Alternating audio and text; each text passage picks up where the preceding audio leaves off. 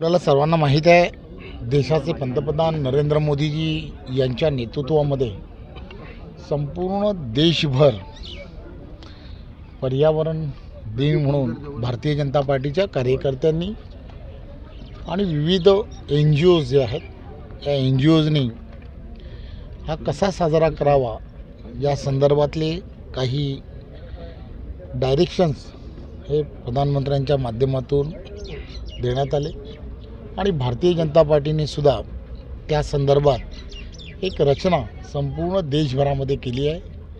Bharatiya Janata party Maharashtra प्रदेशाने सुद्धा प्रत्येक बूथवरती 25 झाडं लावावी आणि त्यांचं संवर्धन करावं या संदर्भातला संकल्प या जागतिक पर्यावरणाच्या दिवसाच्या निमित्ताने केलेला आहे। एक पाड एक पेड माँ के नाम या नावाने हे संपूर्ण अभियान संपूर्ण देशभर सुरू आहे।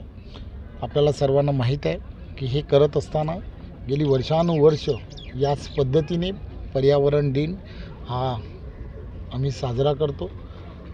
जे गेल्या वर्षी आदल्या वर्षी लावलेलं जे झाड आहे ते झाड यावर्षी पंतप्रधानांनी असं सांगितलं आहे, भारतीय जनता पार्टीच्या आमच्या राष्ट्रीय अध्यक्षांनी असं सांगितलं की गेल्या वर्षी जे लावलेली झाड असेल त्याच्याबरोबर एक सेल्फी काढावा असंही सांगितलं।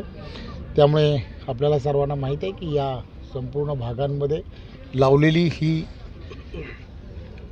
सभोवतालची पटांगणाच्या सभोवतालती असणारी सर्व गुलमोहराची झाडं ही त्यावेळच्या काळामध्ये ही भारतीय जनता पार्टीच्या आम्ही सर्व कार्यकर्त्यांनी लावली होती। आपण पाहिलं असेल त्याचं संवर्धन हे अतिशय चांगल्या पद्धतीने करण्यात आलेलं आहे।